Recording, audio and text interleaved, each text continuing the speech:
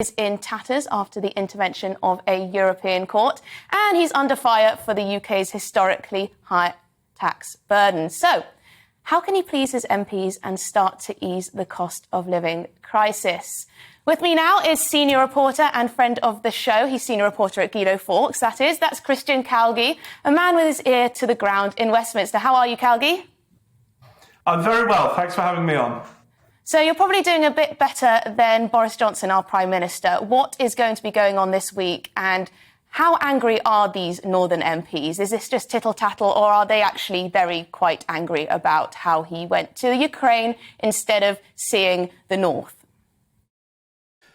Yeah, it's quite a split mood, and it's certainly noticeable that this visit to Ukraine has not been the PR coup that his first visit was. Of course, cutting quite a trailblazing image when he was the first sort of Western leader to go and visit Zelensky. This time, very much more mixed, precisely because of the day's events that he missed in order to go. Now, I don't think anyone doubts the need for secrecy when you're visiting a war-torn country.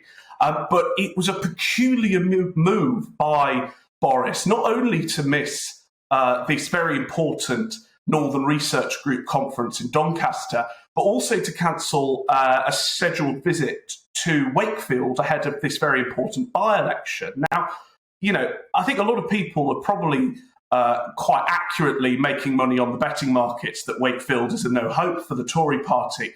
But even so, to cancel, I think at this point, his only set visit days ahead of the by-election is a very interesting move. Now, I think a lot of Northern MPs, Red Wall MPs, are only too happy to anonymously brief left-wing journalists with very flowery quotes damning the Prime Minister's decision. On the other hand, we've seen from a wide array of the party people defending the move. I mean, you had Deanna Davison on this morning, who actually voted against the Prime Minister in the vote of no confidence earlier this month, saying it was the right decision to go to Ukraine. Obviously, you've had ministers like the Teesside MP Simon Clarke defending it, Ben Wallace, Defence Secretary, and I think the Metro Mayor of Teesside, Ben Houchen. So you've got a lot of people actually coming on the record and saying it was the right decision. But questions remain, why that day in particular? Why promise that you were going to appear if presumably, this decision operationally would have had to have been made 24 hours in advance or so. So you do get a lot of people's hopes up, and you do sort of question, maybe he could have gone the day after.